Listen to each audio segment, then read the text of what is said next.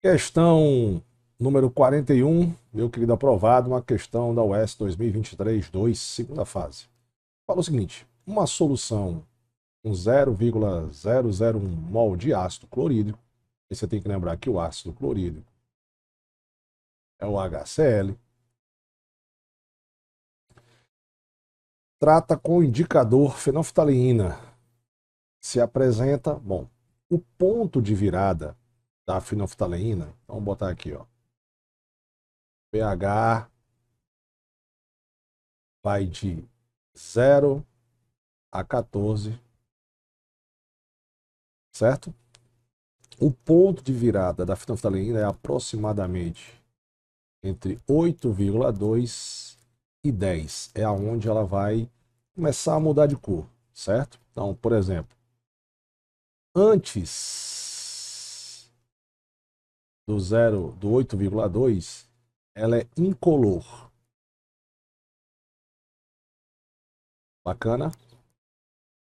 Depois do 10, ela tem uma cor meio rosa para avermelhado. Então aqui no meio ela vai ser um rosa bem clarinho, né? É o ponto de virada dela, da fenolftaleína. E aí é o seguinte, para eu saber, observe que ele me deu a concentração aqui, ó, do ácido clorídrico, bacana? Vou ter a concentração dele, 0,001. O ácido clorídrico em água, ele ioniza um íon H+ apenas, beleza? Então eu posso dizer o seguinte, que a concentração dos íons H+ aqui, como a proporção é 1 para 1 para 1, então se aqui é 0,001, a concentração dos íons H+ também vai ser 0,001 molar, que é a mesma coisa que 10 elevado a menos 3 molar. Aí você vai lembrar do pH. O pH, daqui eu já posso calcular o pH. O pH é igual a menos log da concentração dos íons H+. Então, será igual a menos log de 10 elevado a menos 3. Então, o pH vai ser igual a 3. Eu já expliquei esse cálculozinho aqui, né? Se o pH é 3, ele está bem aqui, mais ou menos, né? Mais ou menos aqui. Então, qual vai ser a cor da fenolftaleína? Esse indicador vai ser incolor, porque é menor que 8,2 incolor. Pô, Sandra, mas tinha que saber a cor, a variação, o ponto de virar pior que tinha. É uma questão totalmente conteudista, né? Você tinha que saber. Não tem como. Beleza? Então, letra C. Questão número 42 do nosso material, uma questão da UES 2022, segunda fase. Os indicadores ácidos e bases, que já eram conhecidos há muito tempo, só foram introduzidos no laboratório no século XVII por Robert Boyle. Considerando a fenolftaleína, assinale a opção que corresponde um sal em que a solução mantém de cor avermelhada desse indicador. Bom, para ser avermelhada, vou subir um pouquinho aqui só para lembrar a questão anterior. Para ser rosa ou meio avermelhada, ela tem que estar com um pH entre 10 e 14, ou seja, 10 e 14 é uma solução básica. Pensador, quais opções que nós temos? Bom, você tem um jeito fácil de fazer isso aqui. Como? Você pega o sal, divide no meio. E você vê o cátion, que tem a carga positiva, ele veio de uma base. O ânion veio de um ácido, certo? Sempre assim. Se o, o cátion, que veio de uma base, veio de uma base forte, e o ácido fraco, o ânion veio de um ácido fraco, a solução é básica. Se for o contrário, o cátion veio de uma base fraca e o ânion veio de um ácido forte, a solução é ácida. Se os dois forem fortes, a solução é neutra. Se os dois forem fracos, aí depende da constante de acidez e basicidade. Sandra, mas que raciocínio é esse? É só você lembrar o seguinte, ó, que ácido mais base é a reação mais famosa, uma das reações mais famosas da química. Vai formar sal e água. Aí lembre-se que o ácido, de fórmula genérica, ele ioniza um íon H+, e a base ioniza um íon H-. A água é a união do hidrogênio do ácido com o H da base. Aí vai formar o H2O. O que é que sobrou? Ah, Sandrão, sobrou o ânion do ácido e o cátion da base. Justamente esses dois caras aqui vão formar o sal. Bacana? Então, quando eu dividir no meio, o SO4, o SO4, que é o sulfato, ele veio de um ácido forte, ele veio do ácido sulfúrico, que é o H2SO4. Então, essa solução não tem como ser ácida. Já o NaBrO3, quando você divide aqui no meio, opa, para ser uma base forte, por exemplo, vamos lembrar, né? Base tem essa fórmula geral aqui, né? Só que se esse cara que está ligado ao H for da família 1A ou 2A, com exceção do magnésio, é uma base forte. O sólido da família 1A, então é uma base forte. Mas tem que olhar o outro aqui, ó. HBrO3. BrO3. Vamos botar esse ânion aqui, ó. BrO3 menos 1. Quer dizer que esse é um ânion que tem carga menos 1. Então, quando ele compõe um ácido, quando ele está num ácido, ele tem apenas um hidrogênio ionizado. Então, HBrO3.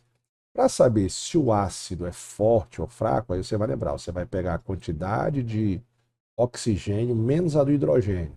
3 menos 1 vai dar 2. Se der 2 ou 3 nessa subtração, ele é um ácido forte. Então, esse sal, que é o bromato de sódio, ele é derivado de um ácido forte com uma base fraca, então é uma solução neutra.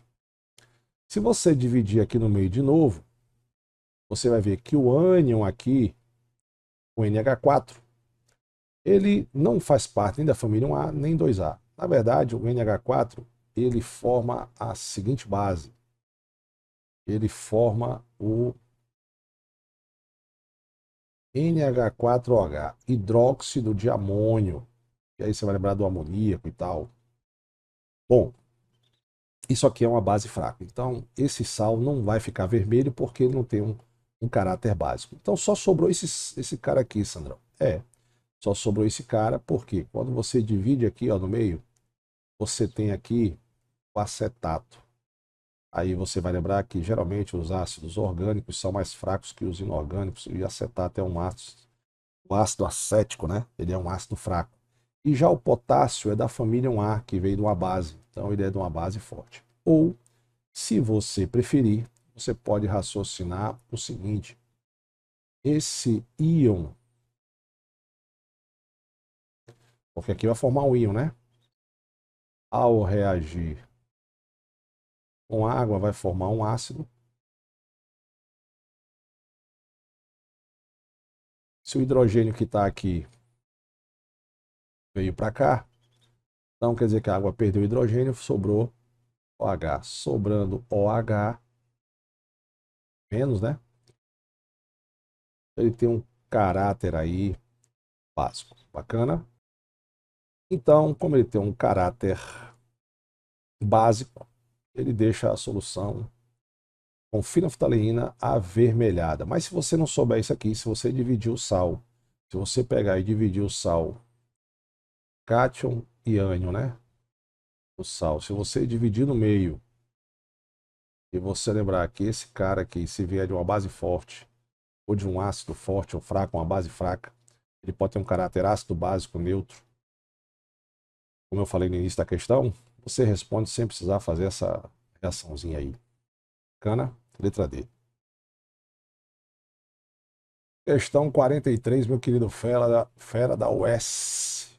2022, segunda fase. As baterias recarregáveis possuem característica de prolongar muito sua vida útil e aumenta a relação custo-benefício. A bateria recarregável mais conhecida é a bateria de chumbo, usada em carros, que, por armazenar energia elétrica, é definida como bateria de armazenamento. Esse tipo de bateria consiste em 6 células, cada uma gerando 2 volts, para um total de 12 volts. A reação celular geral, dada pela seguinte equação química, ele me dá a equação química, considere a reação, é correto afirmar. o ano de efeito de chumbo, cátodo e tal. A gente quer saber quem é o cátodo, quem é o ano e tal. Então, o que a gente vai ter que fazer? Tem que fazer o NOx, né? Toda substância simples tem NOx zero. O chumbo, eu não sei o NOx aqui, mas eu sei o NOx do oxigênio. Na maioria dos compostos é menos 2. 2 vezes 2, 4. A soma em cima tem que dar zero. Então, aqui vai ser mais 4. Mais 4 dividido por 1. Mais 4. No ácido sulfúrico, o hidrogênio é mais 1. 1 vezes 2, 2. Na maioria dos compostos, o hidrogênio tem NOx. É mais 1. Oxigênio menos 2, 2 vezes 4, 8. Para dar zero, aqui tem que ser mais 6. Então, o NOx do enxofre aqui é mais 6. Bacana. Aí você vem para cá. Sandrão, não sei o NOx do chumbo. Não tem problema. Mas você tem que saber que o NOx do sulfato é menos 2. Se o NOx do sulfato é menos 2 e eu só tenho um sulfato aqui, vou multiplicar por 1 que está aqui, que não aparece. Menos 1 vezes 2, menos 2. Então, para dar zero, aqui é mais 2. Mais 2 dividido por 1, mais 2. E na água, o hidrogênio é sempre mais 1, o oxigênio menos 2. Observe que, só a título de conhecimento aqui, ó, o chumbo era 0, passou a ser mais 2.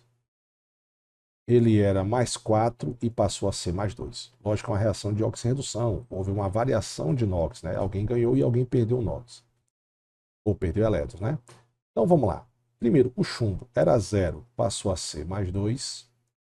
E depois ele era mais 4, passou a ser mais 2. Ou seja, houve uma... O próprio elemento químico, chumbo, né? Sofreu oxidação e redução. Ok. O que é que aconteceu no primeiro? O chumbo, que era 0, passou a ser mais 2, então ele aumentou o NOx, ele sofreu uma oxidação.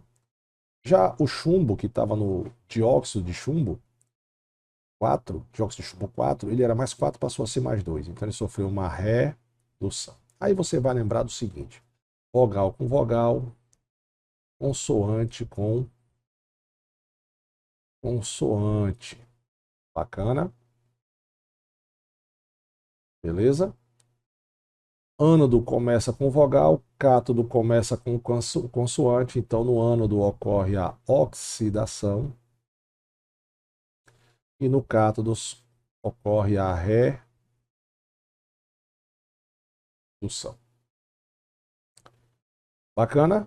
Então, o chumbo está no ânodo da pilha e o dióxido de chumbo está no cátodo da pilha. Então, o ânodo é feito de chumbo, o cátodo de dióxido de chumbo, e o eletrólito em que a solução está concentrada, né? Está lá no interior, é justamente o sulfato aqui, aquoso, porque os dois são sólidos, tá vendo aqui, ó?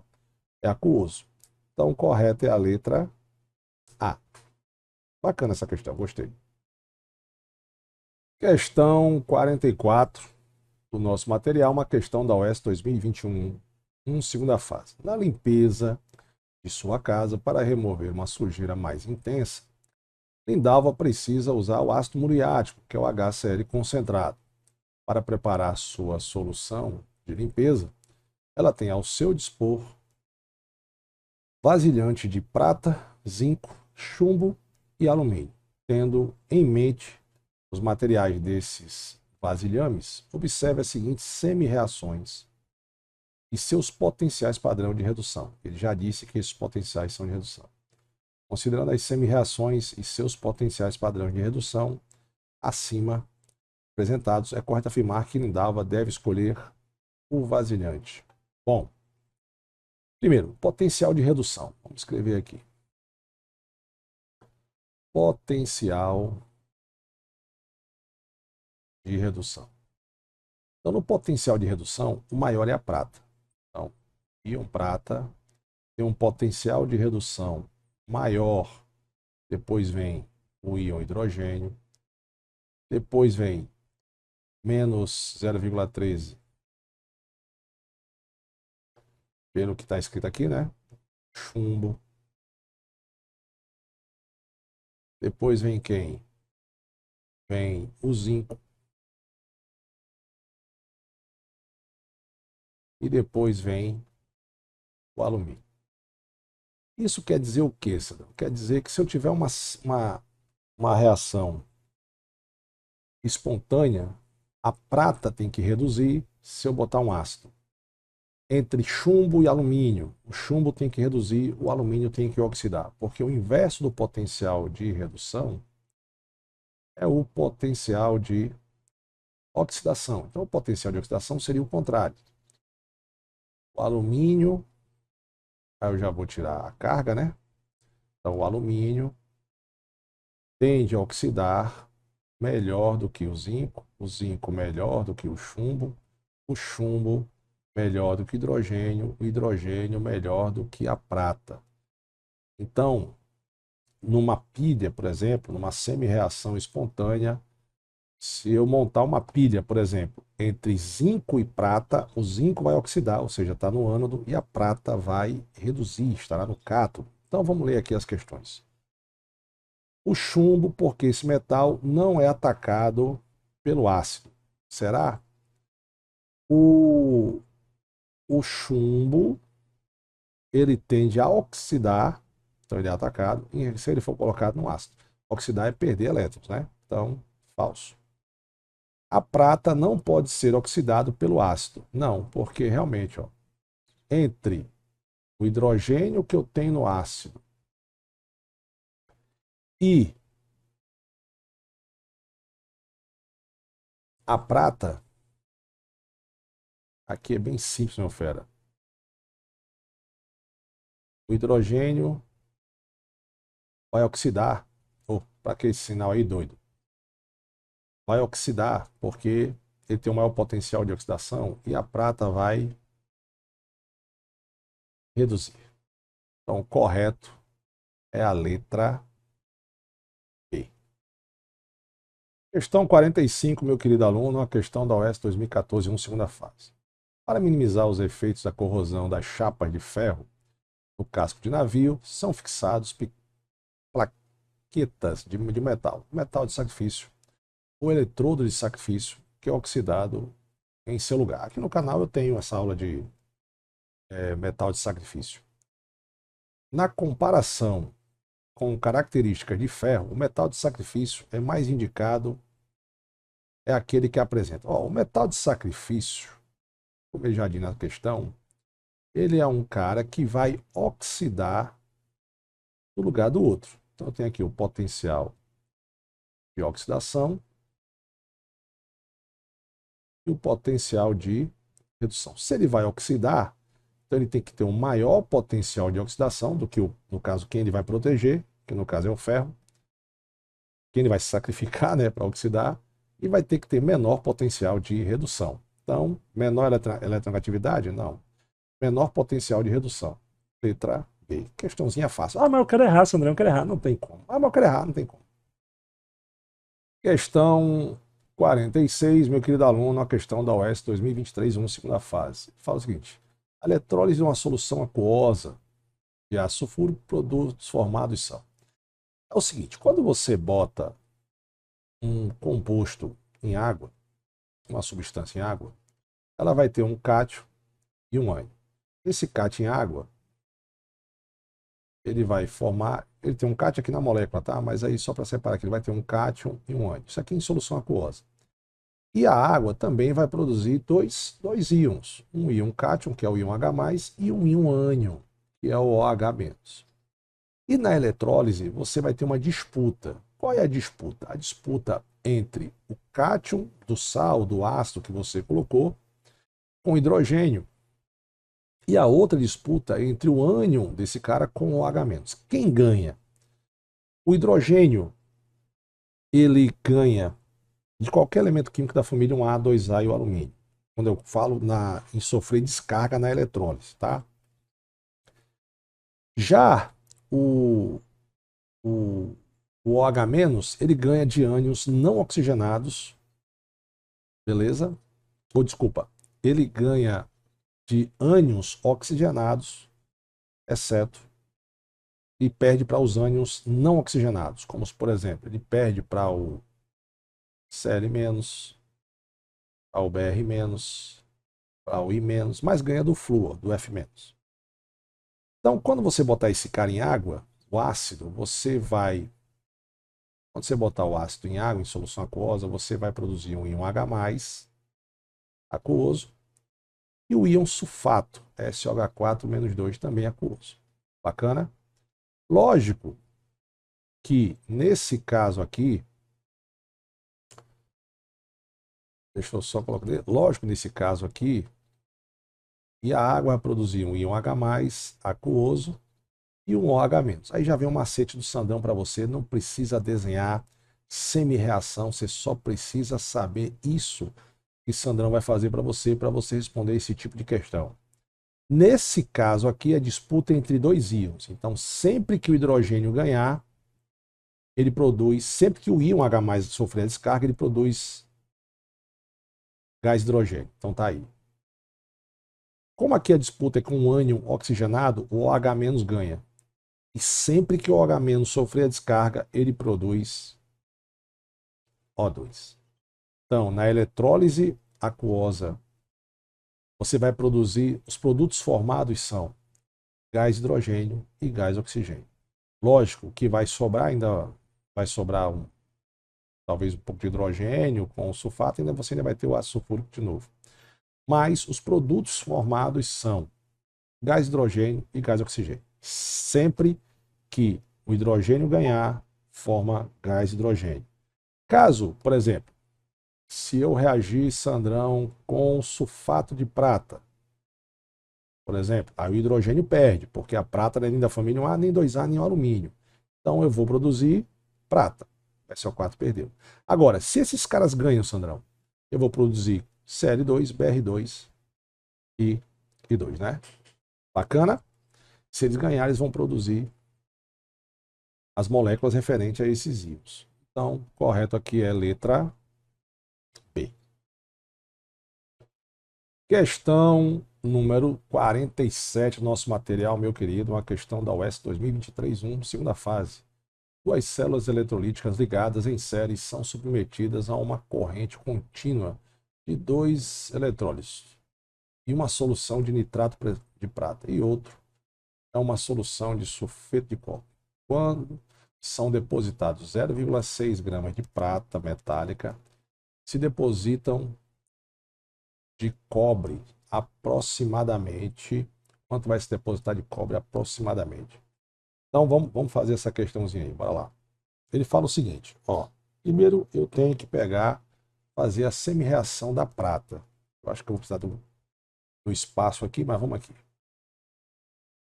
Ag, o íon prata, ele recebe um elétron para se transformar em prata na eletrólise. Então observe que aqui eu tenho 1 mol de elétrons para 1 mol de prata. Isso em massa representa quanto? Em massa, isso aqui vai representar 108 gramas. Esse não, como é que você sabe que 108 gramas? Na tabela periódica, lá na prova, você vai ter a massa molar da prata, que é 108 gramas. Então, vou botar alguns dados aqui para a gente. Deixa eu ver se eu acho aqui um lugarzinho. Massa molar. A prata é 108 gramas por mol. E o cobre, você vai ter 63,6 gramas por mol. Bacaninha aí? Beleza. A partir de agora eu já sei que eu tenho 106 gramas, 1 mol, e eu vou lembrar da regrinha. Qual é a regrinha, Sandra? Que 1 Faraday é o que vale a 1 mol de elétrons, que é o que vale a 96.500 coulombs. Bacana? E aí, o que é que eu tenho aqui? Eu tenho que 1 mol de elétrons, tá aqui, ó, 1 mol de elétrons, que é o que vale a 1 Faraday e a 96.500 coulombs, tem 108 gramas de prata. Opa, então eu posso dizer que esses 96.500 coulombs eu vou produzir 108 gramas de prata. Mas qual é a massa de prata? 0,6. Quando eu tiver 0,6 gramas de prata, quantos coulombs eu vou ter? Ou seja, quanto vai ser a carga? Não sei, eu sei que vai ser cruz credo. Então, Q vai ser igual. Você multiplicando esses dois aí, você vai dar 536,11 coulombs. Beleza. Essa carga que, que eu usei, certo? Essa quantidade em coulombs, eu vou ter a mesma quantidade em coulombs lá no cobre, né? Aí eu vou ter que saber. Então, o cobre, qual é a semi-reação do cobre? Então, eu vou fazer aqui, por isso que eu dei uma sumida, mas volto já. Então, o íon cobre, aqui no cantinho. Quando eu fazer a próxima questão, eu apago isso aqui. Então, o íon cobre de carga mais 2 elétrons, vai produzir o cobre, beleza? Mas aqui agora eu tenho o quê? Eu tenho 2 mols de elétrons produzindo 1 mol de cobre. Qual é a massa de 1 mol de cobre, Sandrão? A massa de 1 mol de cobre é 63. Deixa eu fazer de azul. 63,6 gramas. Essa aqui é a massa molar do cobre. Beleza. Só que 2 mols de elétron tem quantos coulombs? 2 vezes 96.500. Tudo certo? Então, olha o raciocínio. Logo, eu posso fazer o seguinte raciocínio. Quanto é a carga em coulombs dessa, como ele falou aqui, dessa célula eletrolítica? 536,11. Beleza, tudo certo. Eu sei que eu tenho 2 mols, ou seja, eu tenho 2 vezes 96.500 coulombs, produzindo 63,6 gramas de cobre. Tá, e quando eu tiver 536,11 coulombs, qual vai ser a massa de cobre? Você viu que aqui em cima foi ao contrário, né? Ele deu a massa e quis a carga, agora eu tenho a carga e eu quero a massa de cobre.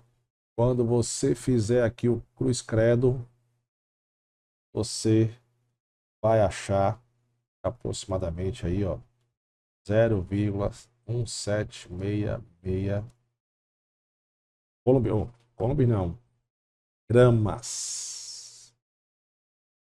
Ok?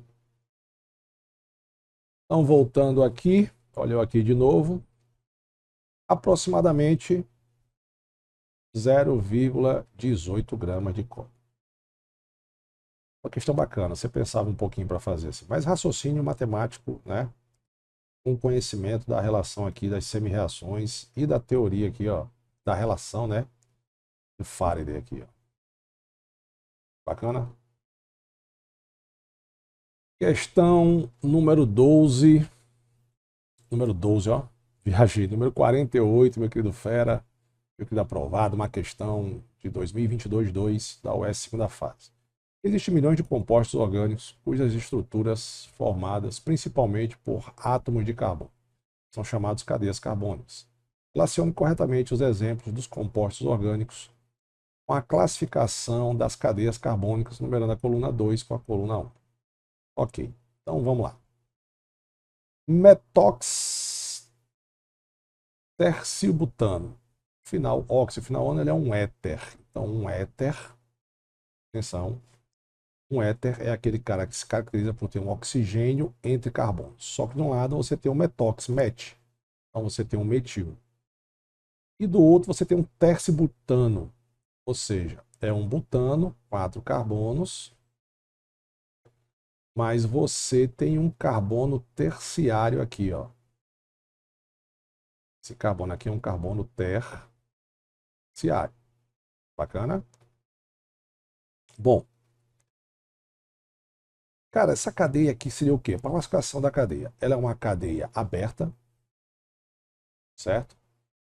É uma cadeia aberta. ou acíclica, então pode ser a letra, pode ser aqui o segundo, né? Porque ela não é uma cadeia fechada.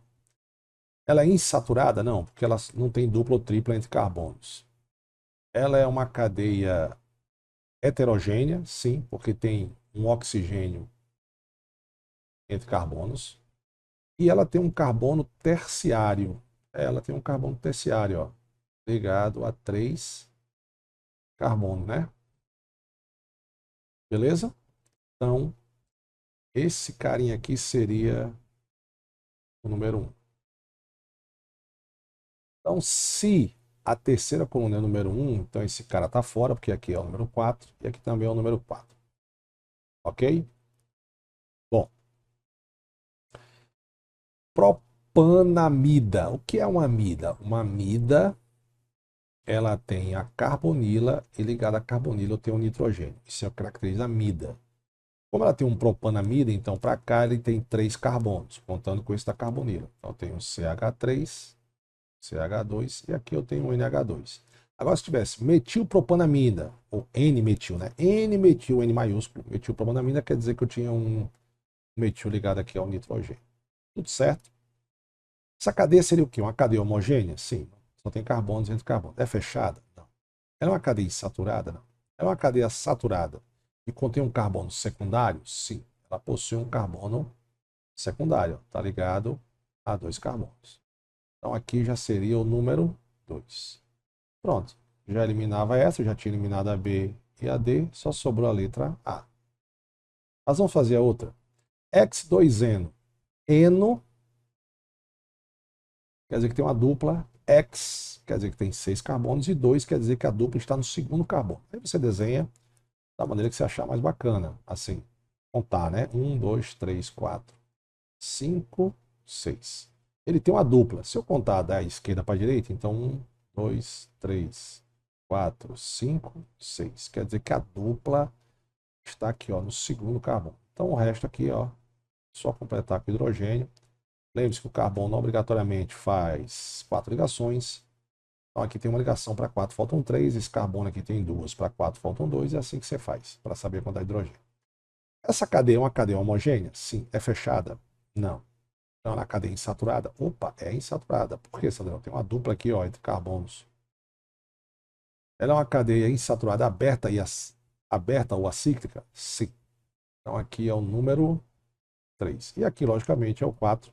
Hidroxibenzeno. O hidroxibenzeno quer dizer que você tem o OH, que é a hidroxila, ligado a um anel benzeno, que é o fenol. Então é uma cadeia fechada e homogênea. Letra A. Questão número 49 do nosso material, uma questão da UES 2023-1, segunda fase. Ele fala o seguinte: o polímero PET, polietileno terefitalo, de polietileno terefitalato, é um material que faz parte do cotidiano, utilizado na fabricação de garrafas e serve para embalar líquidos de bebidas e remédios, mas também pode ser encontrado em outros tipos de embalagens, em outros setores da indústria, como têxtil, e usado em material como matéria-prima para a fabricação de tecidos. A estrutura do PET está aqui. Ele fala o seguinte: considerando apenas as ligações entre átomos de carbono e entre carbono e hidrogênio, o número de ligações sigmas do tipo sp3 ligado a S, sp2 ligado a sp2 e sp2 ligado a S, e o tipo de ligação π, pp, encontramos na estrutura do monômero do PET são. Então vamos primeiro lembrar o seguinte: a hibridação do carbono. Então o carbono ele pode fazer apenas ligação simples, certo?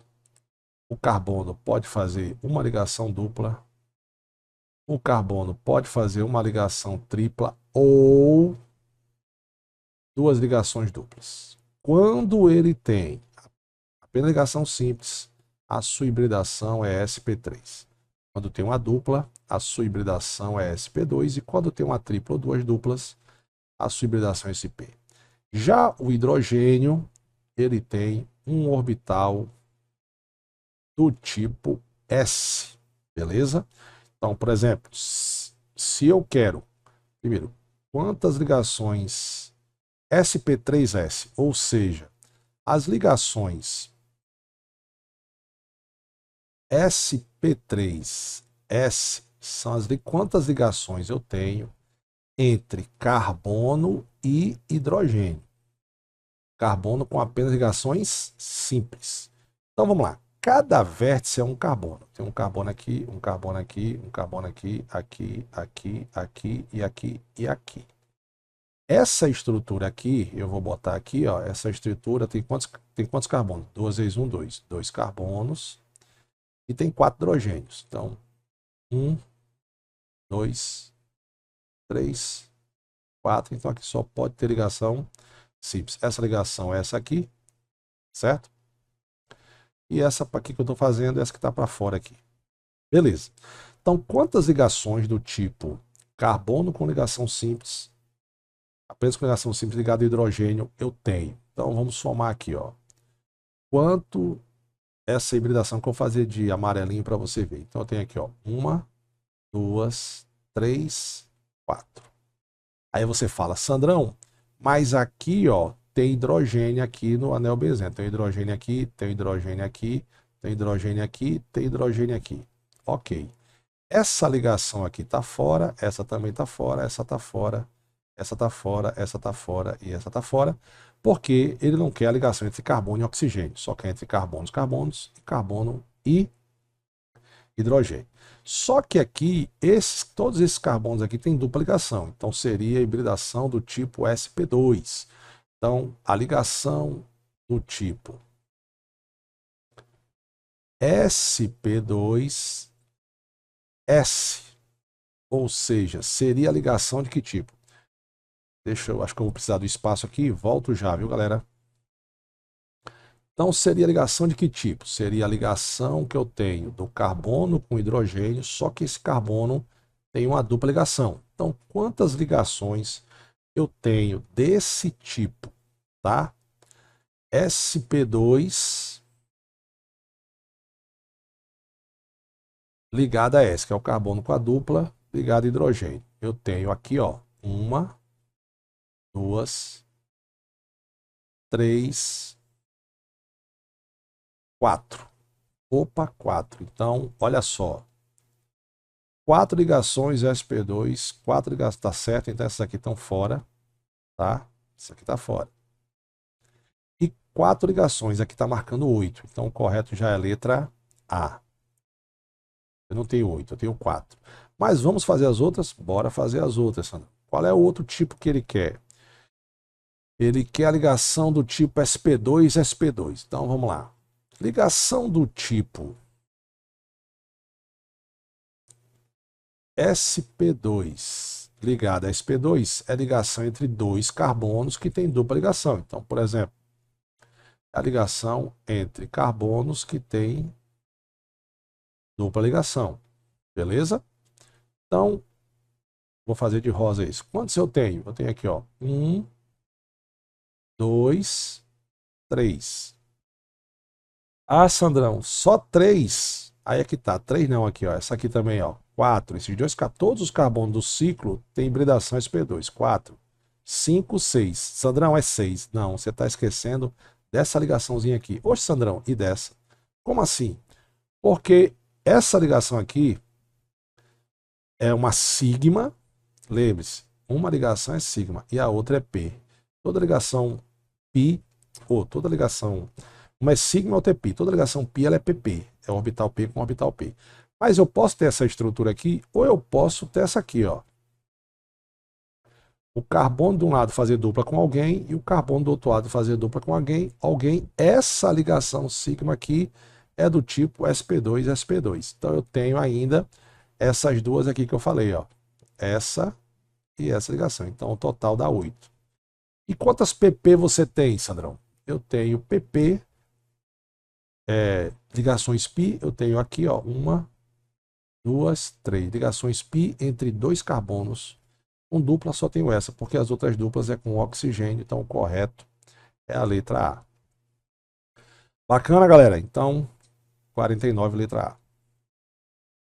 Questão número 50 do nosso material, a questão da UES 2023, segunda fase. Os radicais orgânicos são estruturas derivadas de compostos orgânicos pela retirada de um ou mais átomos, podendo apresentar um ou mais radicais livres. Entre os radicais orgânicos monovalentes destacam-se os radicais alquilas e arilas. Alquilas só tem ligação simples e arilas tem um anel benzeno. O radical correto é sec-butil. Sec quer dizer que a valência livre tem que estar no carbono secundário. Esse carbono aqui é um carbono primário, já está errado. Isobutil, não, esse aqui é um carbono terciário, ó. Então esse cara aqui é o terci-butil. Benzil, cara, isso é importante. Não confunda fenil com benzil. Eu vou explicar para você agora. O fenil, que é esse cara aqui, ó, fenil, esse cara é o benzil, certo? O fenil, ele tem a valência livre, que é essa aqui, ó, aqui está a valência livre, aqui está a valência livre. A valência livre diretamente ligada a um carbono do anel benzeno. Aqui não, aqui está ligado a um cara que só tem ligação simples. Então, na verdade, isso aqui não é um radical arila, é um radical alquila. Então, benzil, a valência livre está ligada a um CH2, e esse CH2 está ligado ao anel benzeno. O fenil não, a valência livre é diretamente no carbono do anel. Então, esse cara não é um benzil, está faltando um CH2 aqui para ser o benzil, certo? Então, não é benzil. Logicamente, para toluil. Quando você tem dois radicais na cadeia carbônica, não é nenhum nem três, são dois. Você já escutou falar em orto, meta e para, né? Então, esse carinha aqui será o radical da posição 1. Aí eu tenho as posições 1 e 2, 1 e 3 e 1 e 4 em relação a ele. Então, a 1 e 2 a gente chama de orto, ou simplesmente um O. A 1 e 3 a gente chama de meta, ou simplesmente um M. A posição 1 e 4 é para. Então, em relação a esse metil aqui, eu tenho a posição 1, 2, 3, 4. Por que toluil? Porque o tolueno, certo? É aquele cara que tem um metil ligado ao benzeno. Então, metilbenzeno também é chamado de tolueno. Tolueno. Então, se você tirar o hidrogênio daqui, ou daqui, ou daqui, ele vira um radical toluil. Aí, depende da posição, pode ser um orto toluil, meta toluil ou para toluil. Então, o correto aqui é a letra D. Questão número 51, UES 2021, segunda fase.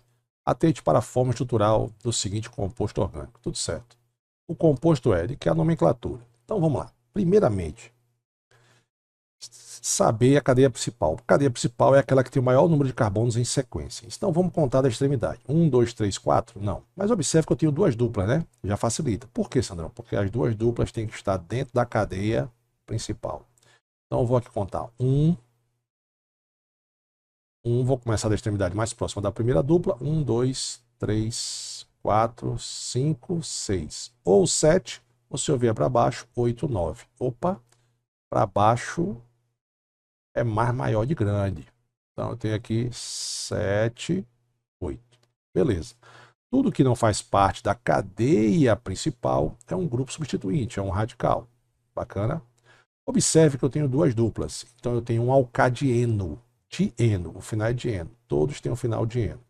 Mas a gente pode eliminar o seguinte. Esse cara é alcadieno e ele tem... A dupla está aonde? Está no carbono 1 e no carbono 4. Se está entre 1 e o 2, eu boto o menor número. Se está entre o 4 e o 5, eu boto o menor número. Então, na nomenclatura, eu vou indicar as posições 1 e 4. O único que tem aqui 1 e 4 é o letra D. Questãozinha fácil, né, galera? Ah, mas eu quero errar, Sandrão. Não tem como errar. Ah, mas eu quero errar. Não tem como errar. Ah, mas eu quero errar. Não tem como. Então, a nomenclatura correta seria, eu tenho metil aonde? Na posição 3, na posição 5, na posição 6. É o mesmo radical, então eu tenho ele 3 vezes. Então eu tenho 3, 4 e 6, 3, 4, 5, desculpa. 3, 4, 3, 5 e 6. Trimetil. Certo? Depois eu coloquei o nome dos radicais do grupo substituinte, eu vou para a cadeia principal. Quantos carbonos eu tenho na cadeia principal? 8. 8, qual é o prefixo? Oct. Como é alcadieno, você bota um A para separar, né? Então fica octa, 1 e 4. Eu tenho uma dupla. Se eu botar só o eno, fica errado. Eu tenho que botar um dieno para indicar que eu tenho duas duplas e onde é que elas estão na posição em 4. Essa é a nomenclatura mais usada, mas a outra, por exemplo, que seria octadieno 1 e 4, não deixou de ser usado. Simplesmente a gente usa a nova recomendação da IUPAC, que é botar antes da terminação que caracteriza aquela cadeia aonde estão a dupla. Beleza? Então, letra D. Questão 52 do nosso material da UES 2020, segunda fase. Atente para a estrutura abaixo apresentada e que se afirma sobre ela a seguir. Eu quero que se afirme as corretas, né? Álcool e enol são funções presentes. Vamos ver quais são as funções presentes. Eu tenho aqui uma carbonila e eu tenho oxigênio entre a carbonila e um carbono. Então esse cara é um éster. Beleza? Eu tenho aqui um OH ligado a um carbono saturado. Então eu tenho um álcool. E eu tenho aqui um OH ligado a um carbono insaturado por uma dupla. Então eu tenho um enol. E agora eu posso responder as questões. Álcool e enol são funções presentes? Sim, verdadeiro. A função orgânica éter está presente, devidamente apresentada na carbonila? Não, falso. Observa-se a presença da função orgânica éster? Verdadeiro. Caracteriza-se a função orgânica ácido carboxílico a presença desse grupo? Não, faltou um OH aqui para ser uma carboxila e caracterizar um ácido carboxílico. Então, o correto aqui é 1 e 3, letra C. Ô, questãozinha fácil. Manda mais dessa aí, Wes. Questão número 53 do nosso material, uma questão da UES 2022-2, segunda fase. Ele fala o seguinte: os álcools são compostos orgânicos caracterizados pelo grupo hidroxila, ligado a um carbono saturado e uma cadeia carbônica. O grupo funcional dos álcools é representado por R, onde R do grupo alquilo, ou seja, só tem ligação simples, o carbono.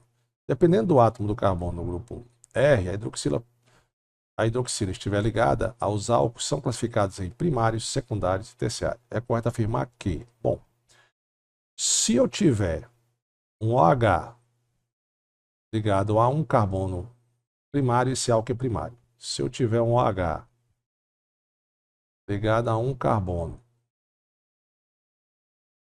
que está ligado a dois carbonos, então vamos aqui, ó, isso aqui é um álcool primário, isso aqui é um álcool secundário. E se eu tiver um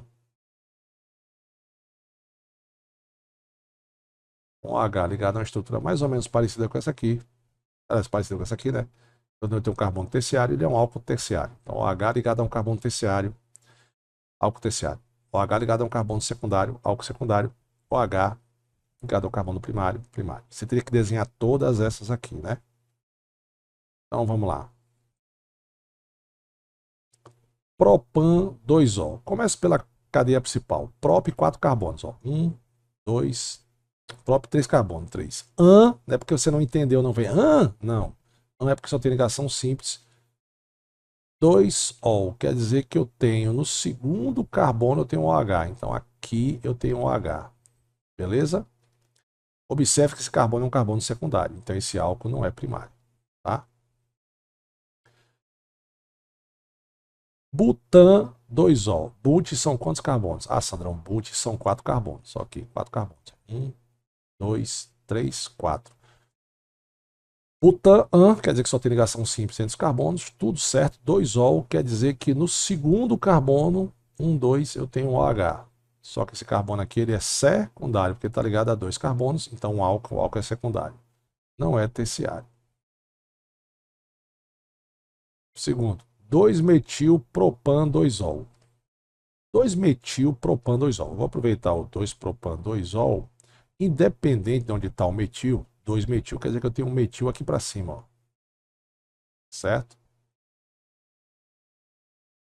Aí você conta, ó, 1, 2, 3. Então, 2, no segundo carbono eu tenho um metil e tenho o OH que caracteriza o álcool. Só que agora esse carbono aqui passa a ser um carbono terciário, a partir do momento que entrou esse CH3, não é secundário não.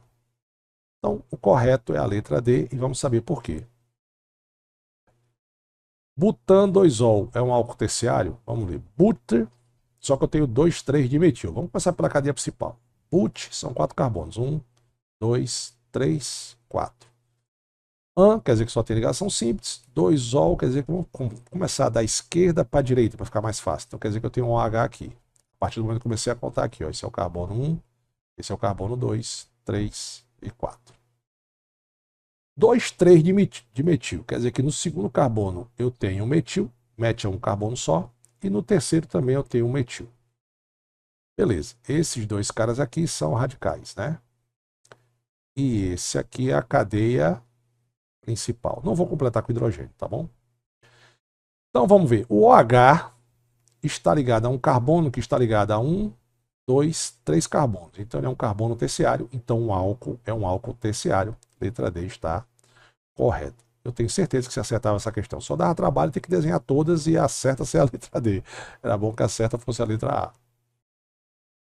Questão 54, questão da UES 2022-2, que fala o seguinte. Os compostos orgânicos caracterizados pelo grupo funcional que está ligado à cadeia carbônica é uma parte da molécula que tem um conjunto de átomos considerado como unidade, atende aos seguintes grupos funcionais. Então tem aqui os grupos funcionais. Considerando os grupos funcionais acima, apresentado é correto afirmar. Então vamos lá. Primeiro, OH ligado a neobenzeno. Isso aqui é um fenol. Beleza? Carbonila, hidrogênio ligado a carbonila. Isso aqui é um aldeído. Tudo certo. Carbonila ligada a nitrogênio. Isso aqui é uma amida. E o nitrogênio aqui com radical livre, se eu botar um carbono aqui, ele fica sendo uma amina. Beleza? Bom, então vamos ver aqui, tá? Fenol, aldeído. Fenol, que geralmente a nomenclatura é colocada hidroxibenzeno, tá? Aldeído, o final é al, amida, o final é amida, e amina, o final é amina. Então, primeiro, o grupo funcional 3, que é esse cara aqui, ele está contido na estrutura do 2-metilpropanoamida. Se aparecer o nome amida, quer dizer que tem que ter essa estrutura. Você não precisa nem pensar muito. É igual a o grupo funcional 1 está contido. O grupo funcional está contido no 1-fenil 2-hidroxibutano. Não, agora por que não está? Mas vamos voltar para a primeira questão. Vamos desenhar propanamida. Quer dizer que eu tenho um propano. 1, 2, 3. Se é amida, quer dizer que aqui eu tenho uma carbonila ligado a nitrogênio. 2-metil, quer dizer que eu tenho 1, 2, quer dizer que o metil está aqui, ó. Sandrão, e se tivesse no nitrogênio? Aí você teria aqui é um 2, tá? Desculpa. Você teria aqui N-metil. Aí estava indicando, um N maiúsculo estaria indicando que o metil estaria ligado ao nitrogênio. Agora, Sandrão, por que essa aqui não está correta?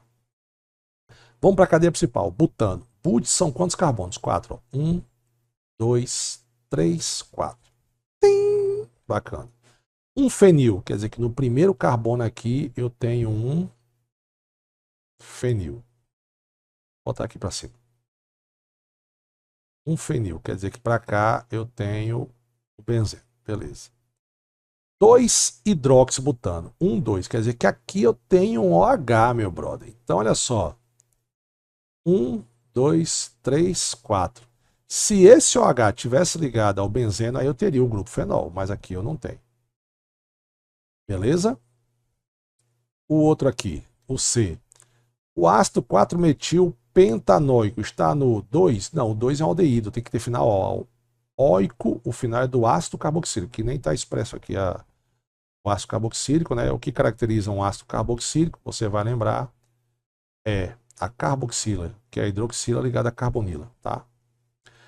Etanonitrila, essa etanonitrila contém o grupo, não, a nitrila é quando você tem um radical ligado ao grupo CN, certo? A isonitrila é o contrário, ó.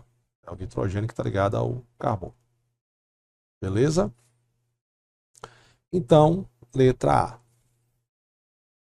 Questão número 55, meu querido aprovado. O S 2016, segunda fase. Os halides orgânicos são muito utilizados como solventes na fabricação de plástico, inseticidas e gás de refrigerante. Assinale a opção associada corretamente à forma estrutural do haleto orgânico e seu nome na IUPAC. Então vamos lá. 3-bromo-butano. But são quantos carbonos? 4. Aqui tem 1, 2, 3. Já está errado. 1-flúor, 4-metilfenol. Para ser um fenol tem que ter o H. Onde é que tem o H aqui? Não tem, está fora. 2-flúor, 3-bromo, 4. Não, 3-flúor, 2-flúor, 3-cloro, 4-bromo, hexano. Hex são 6 carbonos. 1, 2, 3, 4, 5, 6. Tudo certo. Só que eu tenho 2 flúor, 3 cloro e 4 bromo. Então vou contar aqui, ó. 1, 2, 3, 4, 5, 6. Beleza? No carbono 2 eu tenho um flúor. No carbono 3 eu tenho um cloro. E no carbono 4 eu tenho um bromo. Bacana? Isso aqui é uma pegadinha. Esse não, por que é uma pegadinha? Porque é simples. Você escreve em ordem alfabética. Então, primeiro era para vir o bromo, que é com B, depois o cloro, que é com C, depois o flúor. Então, a nomenclatura correta de acordo com a IUPAC seria 4 bromo, 2 cloro, 3 cloro, 2 flúor, hexano. Tá certo a estrutura. O nome está correto, só que a posição dos radicais estão errados, porque é em ordem alfabética. Beleza? Então o correto é a letra D. Etano, et, 2 carbonos, e ano, porque só tem ligação simples. Então eu tenho um radical bromo e um fenil. Pronto, aqui explica bem.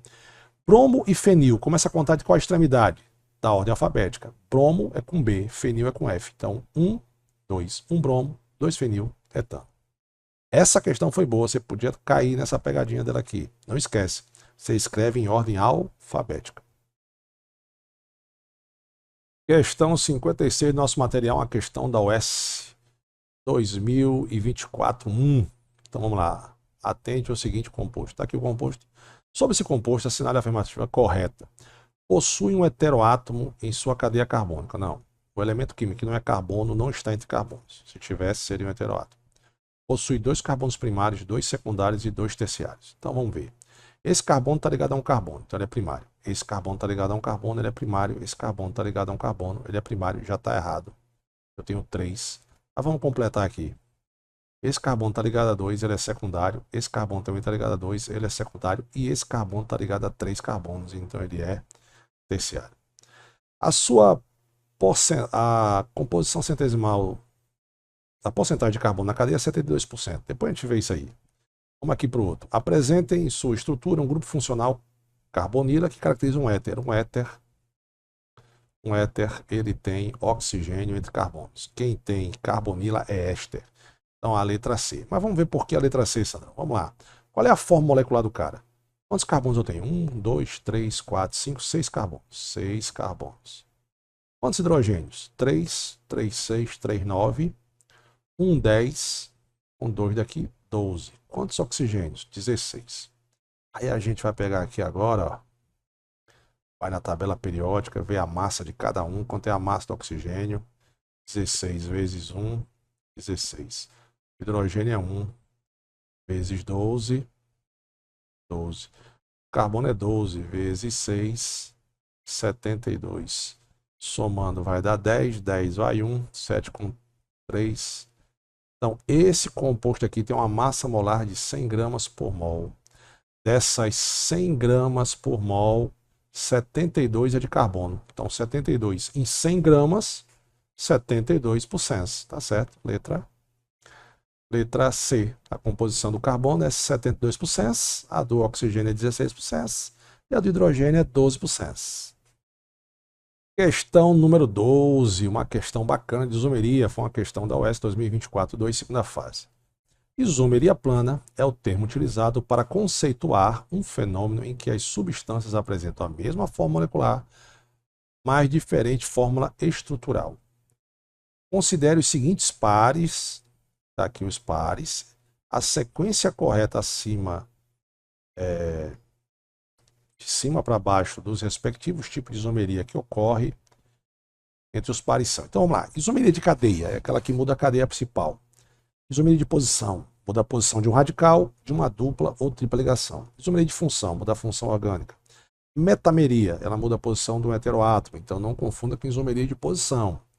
E tautomeria é a isomeria entre enol e cetona, enol e aldeído. Então a gente vai estudar aqui. Ele já disse que tem isomeria, então não precisa nem contar a quantidade de carbonos, porque lembre-se que tem que ter a mesma fórmula estrutural, ou seja, ter a mesma fórmula molecular, porém forma estrutural diferente. Então tem que ter a mesma fórmula molecular. Então, metoxbenzeno e 1-hidrox-2-metilbenzeno. Metoxbenzeno,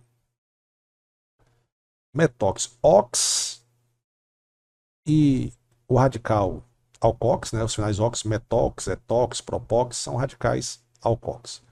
Então eu tenho aqui, no primeiro, eu tenho um oxigênio. Toda vez que tiver o final ox e o nome da cadeia principal é um éter. Eu tenho um éter com um carbono aqui. E aqui eu tenho um benzeno. Bacana. E 1-hidrox-2-metilbenzeno. Então eu tenho o benzeno. O hidrox quer dizer que eu tenho um OH aqui. E o metil quer dizer que eu tenho um metil aqui. Observe, eu tenho um éster e um fenol. Existe isomeria entre um éster e um fenol. Que isomeria é essa? Isomeria de função, porque eu mudei a função orgânica. Então, se é isomeria de função, a B está fora e a C também está fora. Se eu responder a 2, eu já respondo a pergunta.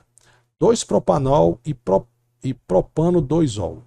Propanol e propan 2-ol. Então, vamos lá. Quem é o propanol? Ol é OH. Olha que macetão massa. Ol vem de OH. Eu vou até baixar aqui para poder desenhar um pouquinho mais.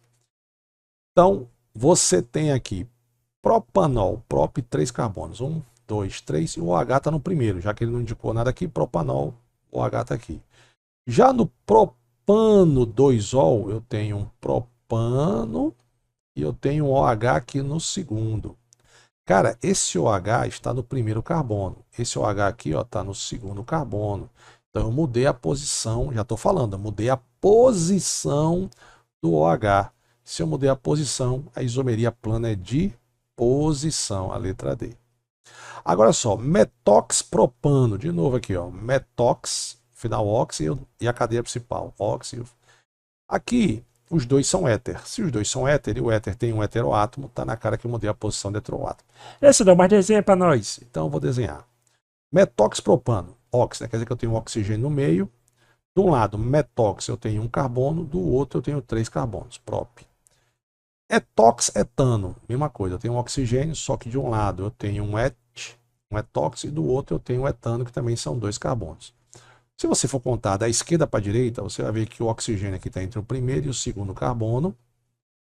E aqui está entre o segundo e terceiro carbono. Isomeria de compensação ou metameria, muda a posição do heteroátomo. O outro aqui, ácido butanoico e ácido 2-metilpropanoico. Aqui ácido butanoico é uma cadeia normal e o metil radical, então ele já ramificou a cadeia. Mas vamos fazer. Ácido butanoico, but 4 carbonos. E se é um ácido carboxílico, o que caracteriza ele na extremidade, ou na direita, ou na esquerda, não interessa, ou em cima ou embaixo, eu tenho uma carboxila, que é o carbono com a dupla com oxigênio e símbolo com H. O ácido propanóico, começa pela cadeia principal, propanóico são 3, então eu tenho a mesma estrutura, Só que eu tenho no segundo carbono, eu tenho um metil. Então, observe que aqui é uma cadeia normal e aqui é uma cadeia ramificada. Chegou nesse pontozinho aqui, a cadeia se ramificou em mais de um sentido. Então, eu mudei a cadeia principal, cadeia normal, e outra cadeia ramificada. Então, quando eu mudo a cadeia principal, isomeria plana de cadeia. Questão 58, meu fera, uma questão da UES 2019-2, que fala o seguinte. Atente para a seguinte estrutura dos compostos. Atentei. Considerando a estrutura acima apresentada, correto afirmar que o par de isômeros. Então, vamos lá. São isômeros óticos, função, compensação. Primeiro, a função é a mesma, são ácidos carboxílicos. Beleza? Então, não tem aqui isomeria plana. O que tem aqui é isomeria espacial. Na isomeria espacial, falando de maneira simples para você, ou a isomeria é óptica, né, ou a isomeria geométrica, que é a famosa cis-trans. Como eu tenho dupla, eu já vou logo focar na isomeria geométrica. Por quê? Para ser um isômero geométrico, ele tem que ter uma dupla ligação na cadeia aberta, tá? Tem que ter uma dupla ligação. E essa dupla ligação, os carbonos que tem a dupla, então aqui ó, o carbono 1 e o carbono 2 pode ter seus ligantes, o carbono 1 e o carbono 2 pode ter seus ligantes iguais, mas o carbono 1 não pode ter os seus ligantes, os dois ligantes dele iguais. O do 1 pode ser igual ao do 2, mas os ligantes que estão ligados ao carbono não podem ser iguais e dos dois também não pode ser igual. Então aqui ó, tá ligado a hidrogênio e a carboxila, e aqui tá ligado a hidrogênio e a carboxila, beleza. Os dois ligantes dos carbonos que tem a dupla, eles são diferentes. Então, o primeiro tem isomeria geométrica. No segundo, você tem a mesma coisa. Você tem uma carboxila aqui, um hidrogênio, um hidrogênio. São ligantes diferentes. São ligantes diferentes. Então, então eu posso dizer o seguinte, ó. O ligante do carbono 1 e do carbono 2 são iguais entre si, mas do próprio carbono que tem a dupla são diferentes. Então tem isomeria óptica. Que isomeria, ou isomeria geométrica? Que isomeria é essa? É fácil. Você passa uma linha imaginária, meu aluno fera no meio, tá? Se os ligantes estiverem no mesmo polo, no mesmo lado, é cis. Lado oposto é trans. Então observe que eu tenho ligantes iguais do mesmo lado. Então esse cara aqui é cis. Aqui eu tenho lados opostos. Esse cara é trans. A isomeria que ocorre aqui é a isomeria geométrica. A isomeria óptica é aquela isomeria que o carbono tem que ter os 4 ligantes diferentes para ter um carbono assimétrico e ter isomeria óptica. Bacana? Então, letra C. Questão 59, meu querido aluno, a questão 2014-2, que fala o seguinte: a glicose é um carboidrato muito importante, sendo um dos principais produtos da fotossíntese. É um cristal sólido, sabor adocicado, que tem a fórmula C6H12O6, é encontrada na natureza na forma livre ou combinada, encontrada nas uvas e vários frutos, industrialmente obtida a partir do amido, no metabolismo da glicose, as principais fontes de energia fornecem caloria da energia de grama, sua degradação química durante o processo de respiração. Ou seja, um texto que não indica nada para você responder a questão. Então, na estrutura da glicose é possível observar a geração de isômeros óticos total de cor. Então você vai ver aqui o seguinte. Cada vértice é um carbono, certo? E eu vou procurar os carbonos que podem ser assimétricos, ou seja, os 4 ligantes diferentes. Então esse carbono da ponta está fora, porque já tem duplo, então ele está fora. Esse carbono aqui está ligado a um hidrogênio, a 2 hidrogênios. Opa, tem 2 ligantes iguais, então também ele está fora. Então esses 4 aqui podem sim ser carbonos assimétricos. Como é que nós vamos fazer isso? Então vamos lá, vamos analisar por partes. Esse carbono aqui, está faltando hidrogênio aqui. Você vai analisar tudo que está ligado a ele, tá? Então olha só, ligado a esse carbono eu tenho um OH, um hidrogênio, esse cara aqui e o lado de cá todinho. Você não analisa só esse carbono não. Esse carbono é assimétrico? Sim, esse carbono que é assimétrico. Então eu tenho aqui um carbono assimétrico. Então eu tenho um carbono assimétrico. Beleza. Vou apagar. Vamos para o outro carbono, que é esse carbono aqui. Ó. Tem 3 ligações, para 4 falta 1. Então vamos analisar. Esse cara aqui ó, está ligado a um hidrogênio, a um OH, o lado de cá todinho e o lado de cá. Os 4 ligantes são diferentes? São. Esse cara aqui é diferente desse. O hidrogênio ligado é diferente do OH, o OH é diferente dos outros, o hidrogênio também é diferente dos outros. Então eu tenho 2 carbonos assimétricos. Beleza. Vamos para o próximo carbono. Esse carbono aqui também está ligado a hidrogênio. Então vamos analisar aqui, ó. Esse carbono está ligado ao OH, ao hidrogênio, a essa estrutura aqui que tem álcool e aldeído, e essa estrutura aqui que tem um triálcool, 3 OHs. Beleza. Os 4 ligantes são diferentes, são. Então eu tenho 3 carbonos assimétricos. 3 já, né? 3 carbonos assimétricos. E por último, esse carbono que está faltando hidrogênio aqui. E aí eu vejo, ó, ele está ligado a carbonila, que é um aldeído, está ligado a um OH, ao hidrogênio, e o lado de cá todinho tem 4 OHs, são diferentes. Então, os 4 ligantes são diferentes. Então, moral da história. Esse carbono é assimétrico, que a gente representa por um asterisco. Esse carbono e esse carbono. Quantos carbonos assimétricos eu tenho? 4. Ele pergunta. Aí você marcaria a letra C. Não, ele perguntou. Observando a geração de isômeros óticos que se apresenta num total. Então, espacialmente, quantas cadeias eu posso ter espacialmente? Quantas cadeias da glicose eu posso ter no seu arranjo espacial? Aí você vai saber o seguinte, quantos são opticamente ativos, ou seja, quantos tem isomeria óptica? Fácil. Você vai pegar 2 elevado a n. Quem é n? É o número de carbonos assimétricos que você encontrou na cadeia. Eu encontrei 4. Então, 2 elevado a 4 é igual a 16. Então, existe espacialmente 16 cadeias de glicose diferentes. Bacana, 59, letra A. Questão número 60 da UES 2022-1. Segunda fase, questãozinha. Eu quero errar. A questãozinha, eu quero errar, mas não tem como. Várias substâncias com as quais temos contato em nossa vida cotidiana possuem carbonos quirais, carbonos assimétricos. Como, por exemplo, o açúcar nos alimentos, a isomeria na celulose do papel e do ácido lático encontrado no organismo humano. Considerando as formas quirais, os compostos. Dos compostos acima apresentados, podemos existir formas quirais são. Já sabe que para ter forma quiral tem que ter um carbono assimétrico, e o carbono assimétrico tem que ter ligantes diferentes. Esse cara é igual a esse, então esse cara não pode ser. Esse cara está ligado a um grupo amino, ao metil, ao cianeto e à carboxila. Esse cara, os 4 ligantes são diferentes. Então o 2 sim pode formar quirais. Então se o 2 está dentro, a letra A e a letra D está fora. Esse cara está ligado ao metil e ao metil, são ligantes iguais, está fora. Esse carbono está ligado a um H, a um etil, a um hidrogênio e a um metil. Observe que o lado de cá é diferente desse. Aqui está ligado a um carbono, aqui está ligado a uma estrutura que tem 2 carbonos. Você analisa tudo, não analisa só o carbono que está ligado a ele. Então esse carbono aqui também é assimétrico.